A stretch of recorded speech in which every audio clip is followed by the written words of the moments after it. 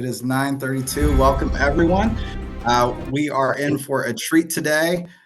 We've got Eric Uchbar because winter is coming. Our productivity coach on the East Side, 20 years of experience.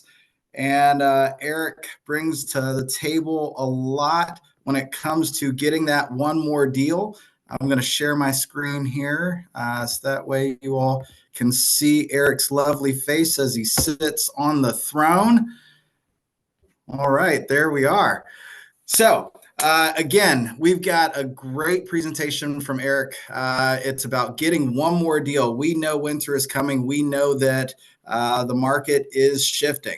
It's already shifted. So Eric is going to help you learn how to get one more deal, not a deal, get another deal. So this is going to add to your coffers. And what would that look like for you before the end of the year? So we're going to get going because he's got quite the presentation. And everybody see Eric's lovely face? All right, wonderful. All right, so as always, we are going to start with the Y4C2Ts. And, today with this topic, I think creativity is going to be the one that I picked for today because it is ideas before results. And ideas before results actually resonates to me because it's about mindset first. You have to believe that you're going to get the deal. You have to believe in yourself in order to have the results of the activities. So it's ideas before results. It's your mindset before the activity. You have to be the thing that you want before you can do the things that they do and achieve the things that they have. So creativity. Now, I won't take much of your time. I do want to go over Business Planning Clinic Light. That is Wednesday at 6 p.m. If you were not there for Business Planning Clinic, even if you were there for Business Planning Clinic, this is a great opportunity to review those notes because what we don't want are smart bookshelves. We know what that looks like. You took all the notes, you went home, you put it on your shelf, and what happened? So this is a great chance for you to get back in the gear, implement those ideas, really get your business going. And Eric's going to show you how to get one more deal. The Business Planning Clinic is going to actually help you grow your 2024 off that deal, and it's all momentum. So we're excited. And without further ado, I'm going to let Eric go because he's the man today. So everybody listen up because we got some great content. All right, Eric. Hi, everyone. We're going to go ahead and get started today. So we've been doing one more deal for, I want to say now 4 or 5 years. And we typically do this over a 2-hour session. Yet we're going to do this on a little bit of a light session today and go through some notes. So let's go ahead and get our notes going. Let's make sure that we have our chat box open and or be ready to click unmute. So if you want to jump in and have a conversation, as you know, I'm more than happy to have a more interactive session than just simply saying, speaking to everyone instead of speaking with everyone. So go ahead and open up your chat box. The first question that we're going to be talking about a little bit is, really we are looking at, normally at this time of the year, we have a little bit of a cool down. It's a seasonality item. Have we noticed a cool down like in 2020 and 2021? Did we notice a cool down this time of the year? I see Maria Eder going, yeah, kind of. And yeah, I would say the majority of agents were not experiencing that cool down. So those of us who have started since 2020 or 2021 understand that this is a completely normal cycle. The last 2 years were not normal. And that's completely fine. So we are experiencing that. Yet let's go ahead and start typing into the chat, like what would it actually look like if you really poured it on between now and I always talk about Christmas. What would your Christmas feel like? What would you want to be able to accomplish instead of what normally happens of us going, we're going to end up just kind of falling into alignment and getting distracted by holidays. I love that Thanksgiving starts like at Halloween and takes us all the way through the end of the year. So I'm seeing I could enjoy time with family and friends guilt-free, that's usually one of the bigger ones. I agree completely. How would it feel actually to go into the holidays knowing that you can afford what you want to afford, or if you wanted to get a big family vacation, if it's like taking your entire family or even an extended family on a cruise, I know that might sound like a lot, but that might be 1 or 2 or 3 deals away.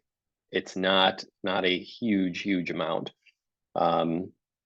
So what else would we feel? Let's go ahead and open it up if you want. I believe we can, I'm sure we can unmute you, or you can go ahead and just type in here.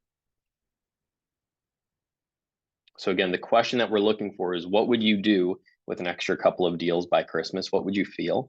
What would you spend that money on? What would you end up doing?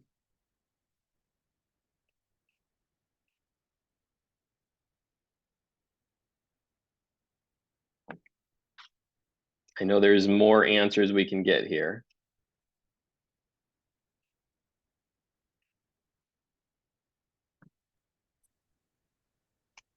Maybe Anyone at all? maybe everybody is just flush with cash.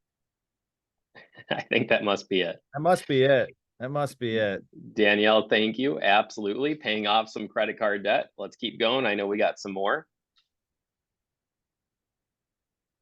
There we go. Pay for my girls' trip in January. Stephanie, that could be huge. I'm curious what that is, what that girls' trip is, but finish the attic space. Here we go. Cancun.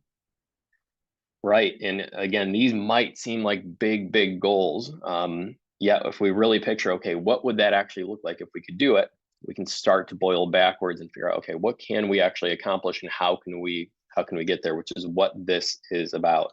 Buy my first investment property. Oh, geez, that was teed up perfectly. Yeah, what would an investment property do for you? Start with an investment property.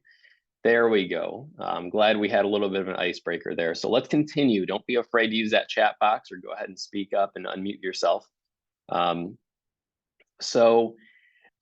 will tell you this. Years ago, we did this session and we were doing it both as like a group session, and then I did it with a bunch of agents one-on-one. We actually found an agent who had over $40,000 of potential opportunity that they were looking to file on by the end of the year that was not currently under contract. So we're going to talk about what happened, how we actually accomplished that goal, and how we finished out the year strong. And I can tell you that whatever that number is that you're thinking might be big, might not be big, I can tell you that chances are it's even whatever number you have, we can probably add 1 or 2 or possibly 3 more deals even at this time of the year. So right now we have how many days left in the year? An approximate number is fine. We're not looking, please don't grab your calendars. Julia, of course. We've got about 60, 70 days left in the year. So the biggest mistake I made when I got into the industry was I would go, great, I've got 60 more days to get deals closed. Meaning, I can go ahead and continue to sell.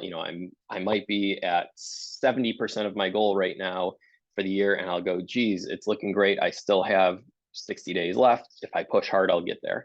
The reality is, if we're at 75% of our goal or under, it's going to be very difficult. Possible, yet probably pretty difficult, because we only have really about a week or 2 left in the year. And a lot of you go, well, Eric, I can do 30-day closes, all of this other stuff. Good luck at this time of the year trying to get something under contract on November 15th and filing by the end of the year. It is possible, but remember, we have 3 real big holidays going in there. And not only do we have 3 real big holidays, we have the entire time that people love to just take like weeks off at a time. So we have lenders, title companies, other agents, clients, customers who are all, going on vacations or getting set up. Not to mention we have seasonality objections of, it's snowing outside, or I've got, family coming in town. I love that, like, people have family coming in town for 2 days during Christmas, and they're like shutting down the rest of the year and like all of January as well. We can still make progress, and we can say, okay, we can have family in town, take a day off maybe before to get prepared, have family in town for those 2 days, and maybe another day to recover if we need.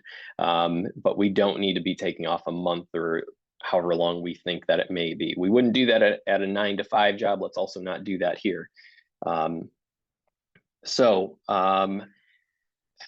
Big question that we just went through, we kind of did a summary of like putting our business planning clinic into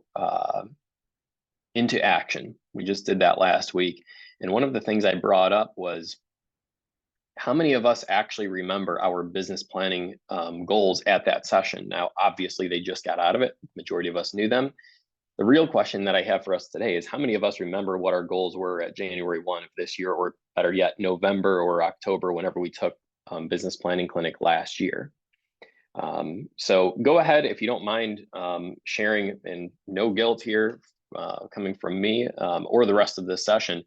Who does? You can just put a Y or an N in the chat box. How many of you remember what your goals are specifically from January 1?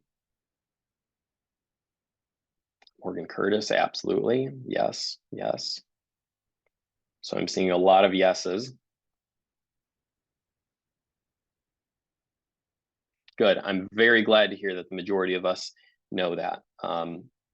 Now, if you don't, I know that's not an easy thing to type in the chat box, and that's completely fine.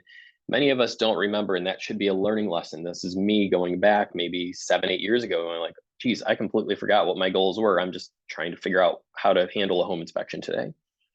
What we have to understand is we have to put these in front of us. You can take a little bit of a side note and understand that your 411, which is your action goal sheet, Carrie's been nice enough to put that on for our action plan on our 297agent.com website.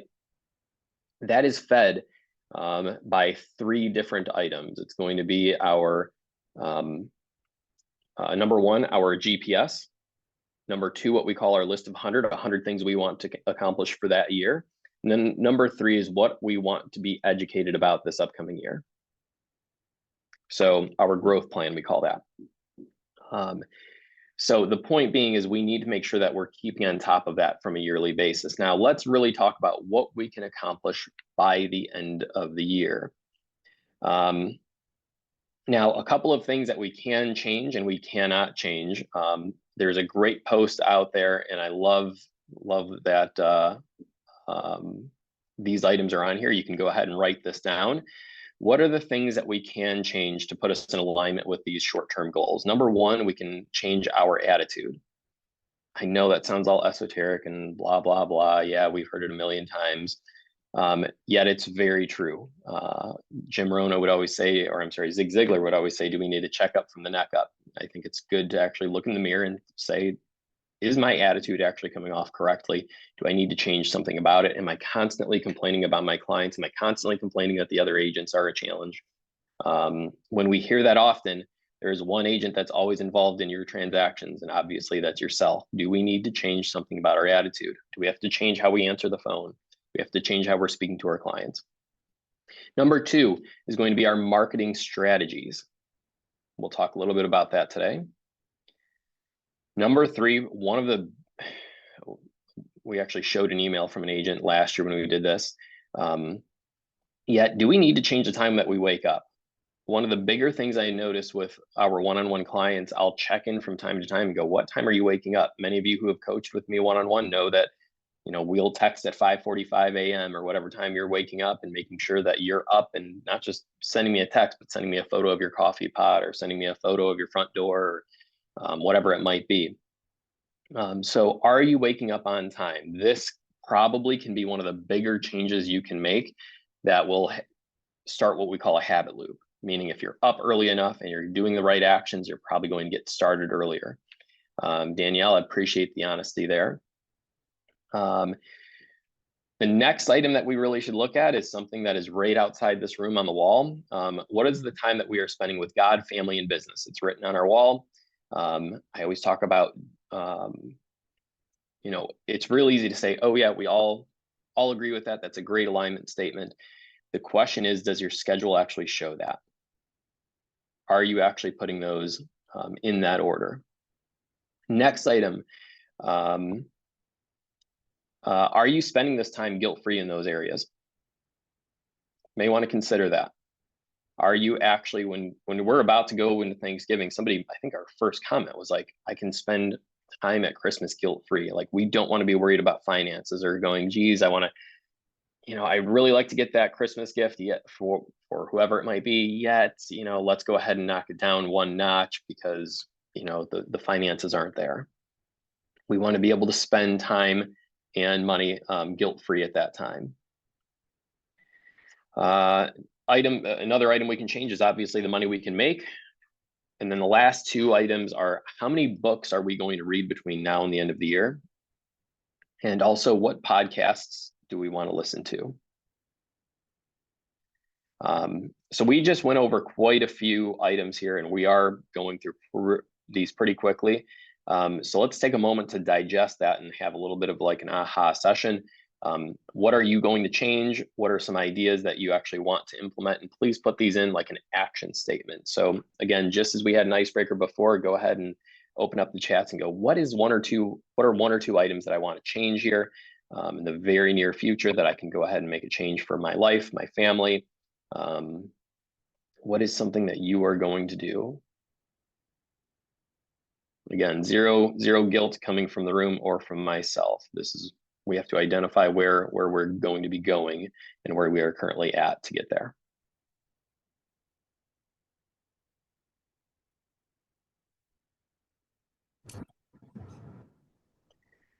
My attitude and wake up on time, or wake up time, I should say. Awesome, I appreciate that, Tasha.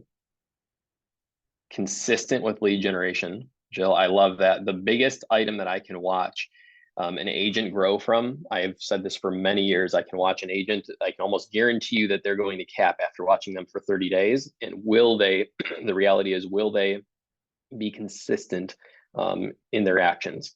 So love that you're saying consistent with lead gen. If you're serious about that, it will make a massive, massive change. Commitment to the technology, absolutely. Consistent follow-up.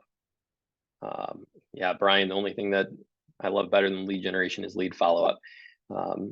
So yeah, I absolutely agree with that. So thanks again, everyone. I know it can be a little bit like tired. We're on a Tuesday morning meeting and we're going like, what are we doing? Just jumping into the comments. But yeah, this is where we make changes. We need to have action. So yeah, if any of you have any trouble like getting into consistency with those items or have questions about it, feel free to send me an email. Polly, find time for powerful podcasts to raise my outlook and attitude. Absolutely. Best times that I watch agents do it are times that they are doing what we call our default habits. That's going to be, years ago, it was reading the newspaper, watching the news.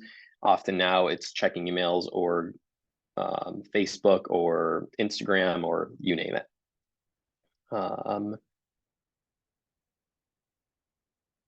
I will wake up earlier and have more time to be productive. Absolutely. Love that. All right, so let's go ahead and talk about long-term goals and short-term goals. Well, actually, let's even just talk about short-term goals because this is, one more deal. We are trying to get one more deal by the end of the year is what our goal is. That was what years ago, we were in a leadership meeting and Scott Phillips, our previous operating principal, said, why don't we see if we could get one more deal done for these agents and what would that look like if we focused on it? So let's all write down what our actual goal is. You don't have to share this. You're more than welcome to keep the chat going. I encourage it. Remember, it's not just for yourself, but it's also going to help others. So please go ahead and share them. Let's make sure we at least are writing them down. So what is our short-term goal for the end of the year? And by the way, if at this point of the year, we are so out of touch of our goal, I often have to have this conversation. Let's say somebody's like, hey, I want to do 20 million in real estate and they're at 8 million.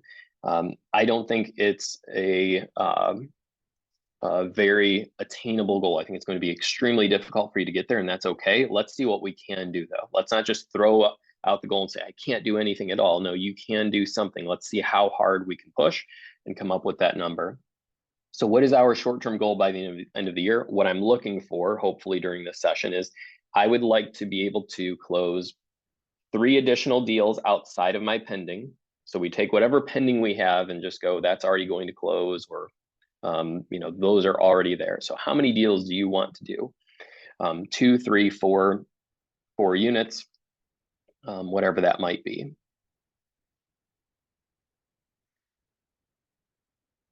The next question that we have is, when you accomplish that goal, this is our fuel that we're looking for, what are you going to do? I want you to think you accomplished this goal, 3 units, 5 units, 10 units, 1 unit, whatever that might be. You can multiply it for the sake of the conversation right now of $6,000. We'll dial that in a little bit more later on, or possibly after the session, you can do it. What are you going to do? Are you going to take 4 days off prior to Christmas, guilt-free? Are you going to take your family on a weekend vacation? Are you going to plan at Christmas giving away the news that you're taking them out on a first quarter vacation, whatever it might be? Are you buying yourself a car? Are you paying off debt and celebrating? What is it that you're doing?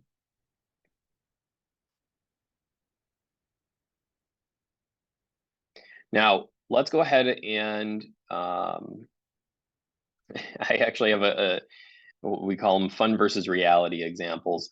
Fun would be like, I'll quit my job. I want to think about it. Real life, when we want to make these statements, we want to write down, I will write a letter to my employer with a 2-week notice.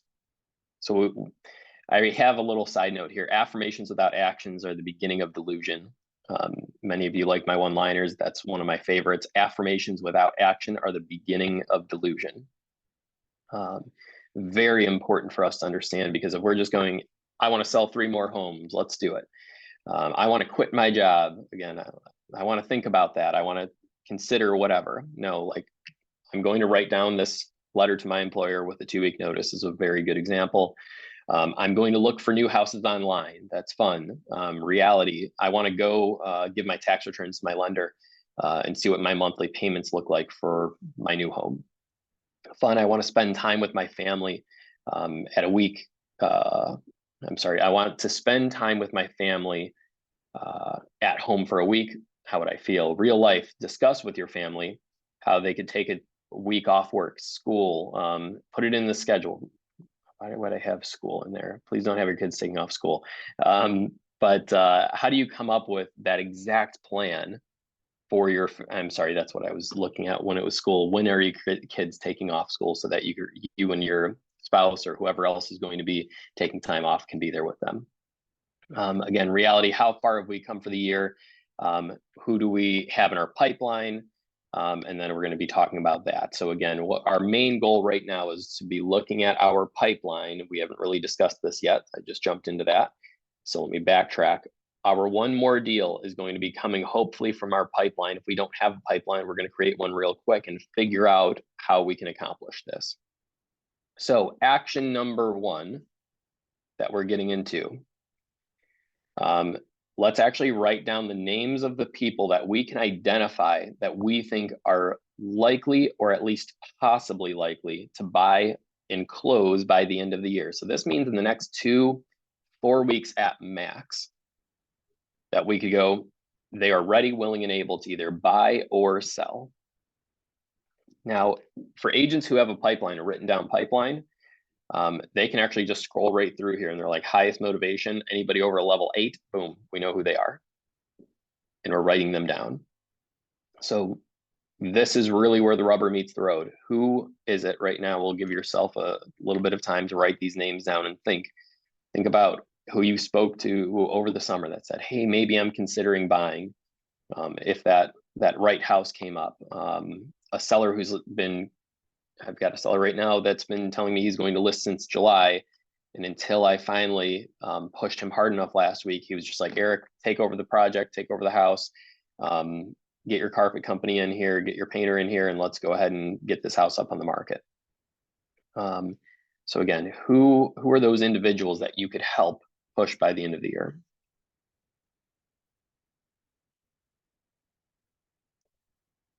Now, we should have a list. Bill, Sally, James, writing all those names and numbers down. I want you to actually write right next to them what you believe their average price point is going to be. Now, I know that we may not have $350,000 or $365,000 as a list price yet. I know that you know roughly where they are going to land. So go ahead and write right next to them. That next category is going to be, we're going to have name, we're going to have price of their property. The next category is going to be multiplying that times 0.0275. Anyone know why we're multiplying that purchase price by 0.0275?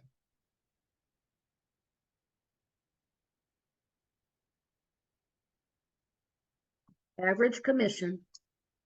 Average commission rate. A lot of people either tell me that average commission rates are 7. We obviously have to divide that by 2 if we're newer in the business. We've got to split that between buyer and seller. And the reality is often people go, well, Eric, I charge, I get 4% on my listings, or 4 and 3, or 3 and 4, or whatever it might be. The reality is you work with a lot of buyers typically as well. If you know your average commission rate, plug that in however you want to. Yet if we multiply that dollar amount by 0.0275, that's going to give our commission.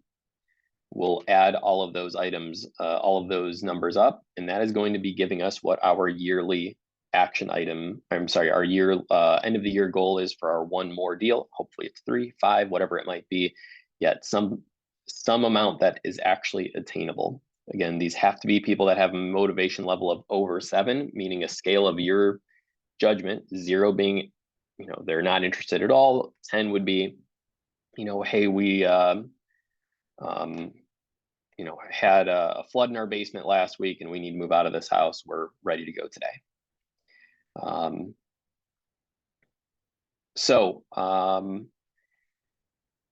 When we actually focus on these lists and we focus on them on a weekly basis, from here on out, if you're doing one more deal, you should be checking on this on a weekly basis. I recommend on Mondays, and that's going through and going, what are the action items? So our last category in that list, we're going to have our name, the addresses, the average price point. The next item is going to be our commission amount. And then our last list is going to be, what are the direct actions we need to take with these individuals to help them make the move? Now, really important, we track a lot of our coaching clients on their pending deals. And then we also put a goal against a lot of categories on a weekly basis. The one thing that I'm very firm about on our pending goals is we are never forcing a pending number for this upcoming week. Meaning, do I want to get 3 more deals under contract? Sure. Am I going to be pushing people to make a decision based on my goals? Absolutely not. We have to be helpful to others first, and then we're going to obviously be receiving referrals. We're going to be receiving commission and all of that. But the whole point of a great salesperson is to help others first. So it's really important, whatever these action items are, is to help these individuals if they need help to move by the end of the year, if it makes the most sense for them. If you came to our coaching session not that long ago, where we actually analyzed like rents versus buying, and people are saying interest rates are high and all of this. Well, compare that against rental and look at where that's going to be. We don't know what the market's going to do next year. I would be shocked if purchase prices go down. And we actually analyzed both of those. So again, it can be a helpful time right now during the winter for some people to buy. We've got a lot of people that are buying for tax purposes. We have people that are buying for job changes. We have people that are buying because the right house just shows up on the market. Whatever that might be, we have to figure out what those action items are. On the seller side, it's usually a little bit easier because usually they're waiting on a specific item. So what is that item that they are looking for? Do they need guidance? Do they need to actually see the reality of how much they're going to net? You'd be shocked how many sellers are just like, geez, yeah, now that I can make $100,000 on the sale of my house, yes, I will go ahead and make that sale. Sean Haley just jumped in. Thank you. The average 30-year mortgage over the past 50 years is 7.75%. Sean, are we at 8% now? That's exactly it, though. Yep, about 8%. Thank you, Sean. Yeah, I think that's a terrible, I'll call it a cop out from buyers that are like, hey, interest rates are too high. Look, we're about at our 30-year average, or I'm sorry, 50-year average for a 30-year mortgage. Are we going to get down to 6%, 5%? Who knows? I think that's probably going to be a stretch again in the near future. We can just keep wasting away rent, or we can keep living in a house that we're not happy with. Remember, there's a value in just making the move so that we can enjoy, making that move and enjoying that new home with our family instead of just worrying about the interest rate. Definitely have to look at affordability, make sure that it is in alignment with what our clients' needs are. So let's see if we have time to do this exercise. What time is it? We've got 10 o'clock. Well, let's go ahead. We're going to, for the sake of time, I think looking at the next actions, I think that's probably going to be the best exercise we have with the time we have today. So let's look at what are the next actions we can take. If you're struggling with some actions too, like I have a seller who's blank, how can I actually, again, help them make this transition by the end of the year? If you feel stuck on some individuals where maybe it's a scripting conversation, a dialogue kind of conversation, I believe, is what we are now going to be saying. So is that a dialogue conversation we have to have? Do we possibly have to just meet with them over coffee and give our clients some time? You'd be shocked at how many clients all of a sudden you just say, hey, let's meet over coffee and have a discussion about real estate. What we focus on expands, right? It's probably on this board right behind me somewhere. And if we're focusing on that, it's more likely that those buyers are going to start shopping, getting excited about a home, whatever that might be. So is it a holiday script, holiday dialogue conversation that we have to have with them? So yeah, let's go ahead and pause there. So hesitant first-time home buyers who recently was part of the car industry layoff. So again, we have to analyze, and I would have a conversation with that individual and look at, okay, what are your plans? If you are part of this layoff, are you looking at another opportunity in a lineup? I would never encourage one of my clients who is currently laid off to buy a home, yet if they're saying, hey, I'm going to go join the family business or join, I've got a great offer for a stable position somewhere else, absolutely, I'm going to be jumping in. We sometimes have to, I say this in investing all the time, this is probably going to be a good, helpful way for us to be treating our clients over this next year. We should never make investing decisions based upon how much money is in our bank account. Why do you think that is a good way to make decisions based upon investing? We should never make investing decisions based upon how much money is in our bank account. This goes two ways, by the way.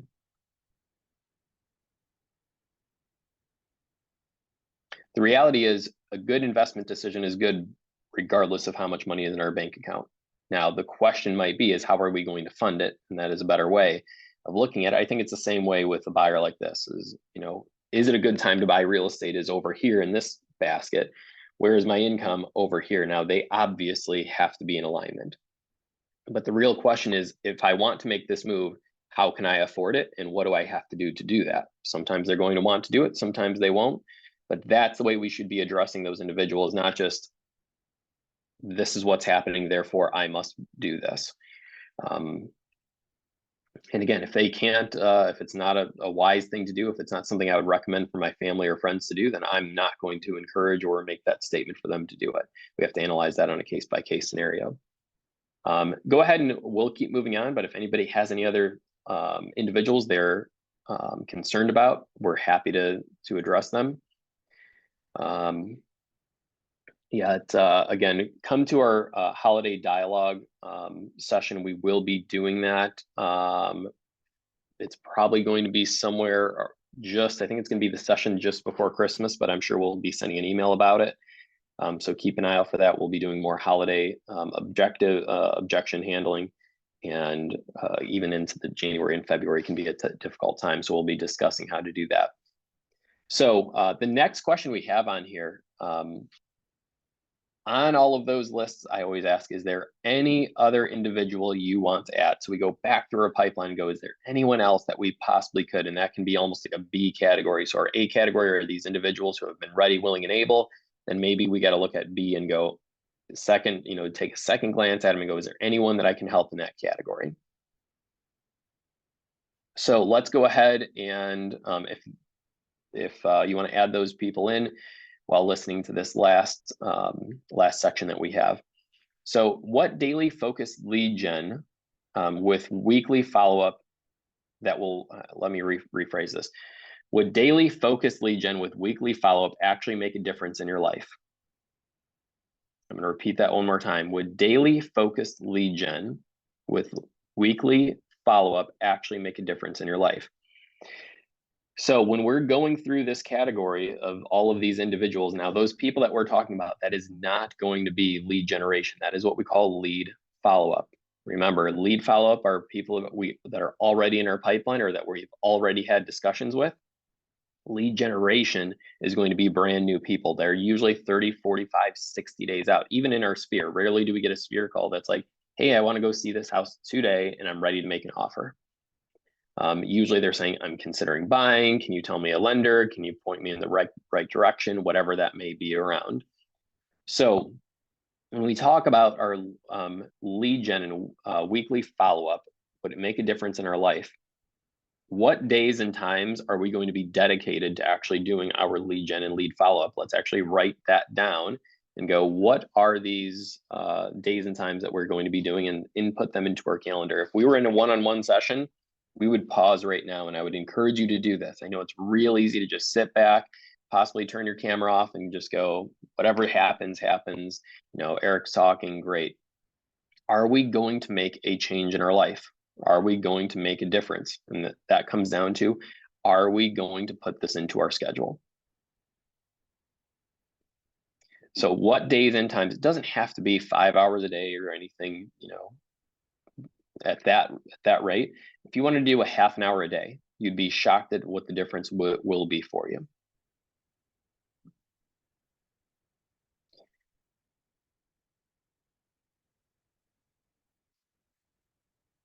The next question we have that we want to look at is, what are the real world challenges that we are going to face? Remember, I did say, hey, we've got family coming in town and it might only take a day for you to get prepared. It might take you a week. I don't know what it's going to take, but what are real world things that are going to happen? Some challenges we see at this time of the year as well. We can say, hey, every day at 5 o'clock, let's say I work a 9 to 5, every day at 5 o'clock, I'm going to do my lead generation. I get home at 5, I'm going to do an hour of lead gen. Well, what happens when your niece has their holiday concert that you're invited to? Are you just going to say, sorry, I got lead gen? No, what are real world challenges that we are going to face? So let's actually look at our calendar and remember this time of the year, we're going to be having those types of deals. Do you have a holiday party that you're going to? Do you have a Thanksgiving or a Friendsgiving that you're going to? Like, let's block those out of our schedule. And when we are doing our lead gen, we just have to do it earlier in the day. I had an agent that was a full-time in a different industry. They would make sure that their hour for lunch, they were packed, ready to go, and they did an hour of lead gen on those days during their lunch. Do that. Figure out a way to be effective and efficient. Just saying that, we have our niece's play to go to doesn't mean that we just don't do our job. It just means we have to change the time. Yet, now more than ever, or I should say this time of the year more than ever, we have a lot of distractions, and that's okay. Those are great distractions. We want to enjoy them. Let's make sure that we're not feeling guilty for not doing our work for the day, though. I guarantee you that individual who did their noon lead gen during their sorry, my AirPods are going to die. I'm going to switch to my other one. That did their noon lead gen during their lunch hour went way further. They probably enjoyed that play so much better knowing that they poured it on that day and did what they have to. We talk about willing or way, having a will and a way forward. Use longer time periods, not just short spurts. What I mean by that, I know that's contrary to my last statement. I want to be very clear what I mean by that. I want focused time during lead gen and or lead follow-up during these calls to these individuals. There's nothing worse than being distracted and trying to make these calls and, typing an email to someone. Really think when you are about to get on this phone call with someone, it could be a life-changing moment for that individual. And if we're prepared for it, great. If we're just dialing the people and nobody's answering and we're just all of a sudden watching a Netflix show, you're not going to be in the right mind space to get ahead of that. So using using that focused time is going to be very important. And what I don't want to see though is 5-minute phone calls here, a 3-minute phone call there, and doing the multitasking. If you haven't read the book, The One Thing, that will talk all about that, I would encourage you to do so. All right, so this is the last section and we've got 3 minutes left for it. Write down what you are going to do. Remember, we've talked about a lot of different things. Complexity is the enemy of execution. You can write that one down. Complexity is the enemy of execution. So we do want to be detailed, but we don't want to be overly detailed. I believe it was JFK that said, if it's not necessary to say, it's necessary not to say it. If it's not necessary to do, it's not necessary to do it. So the point goes is you just need to make sure that you're not over complicating the situation. So an example might be, make sure I'm making my lead generation calls at 5 to 5:30 every single day and lead follow-up from 5:30 to 5:45. Keep the list with me of my one more deal individuals by the end of the year. Keep it with me at all times. I love to watch agents who have those names and numbers and like it's constantly going through their mind. How can I help this person? How can I help this person? And then when that opportunity comes up, it's amazing. What do we have to do within the next 24 hours to start accomplishing this? What can we do right now? Like, are you pulling up your calendars and inputting this into your calendars? Are you going, hey, I don't know what these, where to find these dialogues, 297agent.com. I don't know, where to find, I haven't looked for a buyer for a while for a home that they like. Do I need to set up a hot sheet? So what do we have to do within the next 24 hours? I would write that list exactly. You should write that question down so we can finish on time and then finish that list. Then the last item would be, what do we have to do daily? What do we have to do on a daily basis? By the way, some people need to do a daily basis item 5 days a week. One of the best habit hacks that you can have. It's really great when I have somebody who's like, hey, I want to go for a walk every day. And I go, okay, are you feeling guilty on Saturday when you don't go for a walk? Research shows that if you do it 5 days a week and you get into that routine, because your daily routines on Saturdays are typically much different than Sundays and or your work schedule. Maybe you work Saturdays and Sundays and not Mondays and Tuesdays, whatever it might be, but try and group them together. So Maria Etter, the Nike approach, just do it. Absolutely. Absolutely. So what do we have to do daily though? So write those down and make it specific, yet not too complex. So that is everything that I have. If you have any questions, feel free to email me. I'll type my email in the chat here. And again, this was like super fast. So I apologize if we went a little bit too quick for anyone. But again, I'm happy to jump into a deeper conversation with you. If you want to send me an email, we can either set up a time to meet one-on-one or we can communicate through email, whatever works best for you. So I'll hand it back to the office. Thank you so much for inviting me. I hope this can affect not only your lives, but your clients as well. For all the participation. We really appreciate having the resource here to offer this to everyone. So thank you all for being here and, get out there and get that one more deal. What about our partners today? Anything from Sean? No partners. There is Ohio Real Title is doing the core CE on the 3rd. Let me just look at that to make sure I have the time correct. So it is on the 3rd. And let's see. Yeah, from 9 to 12:15. It's a 3 hour credit for CE, and it's a core law. And then that's on 11/3 from 9 to 12:15. And then vision board workshop with them is 11/9 on November 9th from 10 to 12. So yeah, is the- go Is ahead. the core CE, is it in person or online?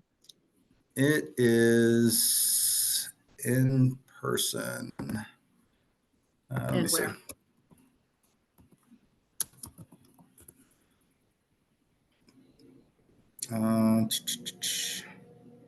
Janelle. It will be at the office, 29225 Chagrin Boulevard, November 3rd, 9 to 12:15. Okay. Thank you. Huh? All right. So yeah, no partner updates. We wanted to give the space to Eric to run the show and get you all into production as we move through fourth quarter. As you know, that we're already pretty much in January. What you do today is your business in 2024. So let's get the people that we're already working with under contract to get that last couple deals or 2-3 deals extra for this year. And let's start building our business for 2024. All right. I want to thank you all. Have a great day. Awesome. Thank you. You guys have a good day.